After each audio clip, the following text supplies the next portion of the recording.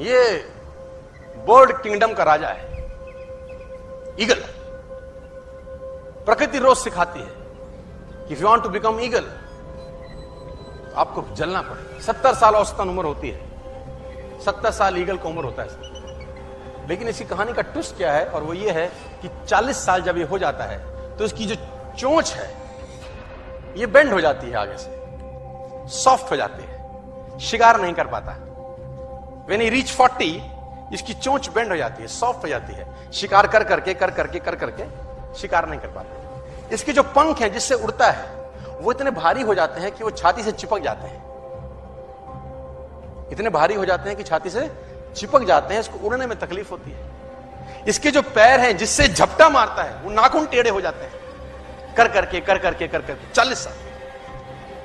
अब इसके पास चॉइस है कि 40 साल के बाद मर जाए, क्योंकि उड़ सकता नहीं है, शिकार कर नहीं सकता, पंख भारी हो गए, उड़ना दिक्कत, शिकार पकड़ नहीं सकता क्योंकि पैर के नाखून खराब हो गए, और पकड़ भी ले तो चोंच से उसको मार नहीं सकता।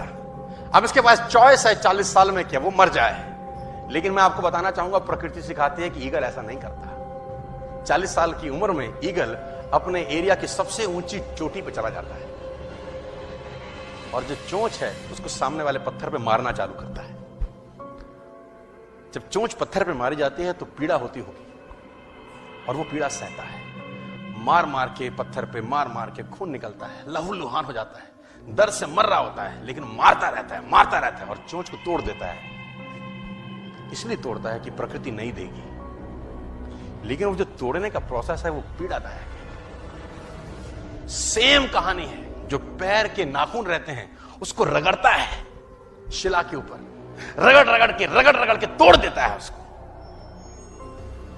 कितना पेनफुल रहता होगा यार। लेकिन हर ईगल की जिंदगी में ऐसा दिन आता है 40 साल। जैसे ही चोंच निकलती है कहानी यहां खत्म नहीं होती, नई चोंच आती है, फिर वो उस चोंच से अपने परों को तोड़ता है, अपने जिस्म से अपना ही पर उखाड़ता है, क्योंकि वो पर उसके उड़ने के लायक नहीं रहे।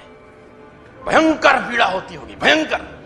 लेकिन इस प्रोसेस से हर ईगल गुजरता है अपनी जिंदगी में से, और 40 साल के इस प्रोसेस में 6 महीने के बाद वो एक नया ईगल होके 30 साल और जीता है, 30 साल और जीता है सर। तो आहुति तो देनी पड़ेगी। आज कल परसों चॉइस आपकी है। मैं फिर कहता हूं, आज कंफर्टेबल हो जाएंगे तो जिंदगी अनकंफर्टेबल होगी, आज अनकंफर्टेबल हो जाएंगे तो जिंदगी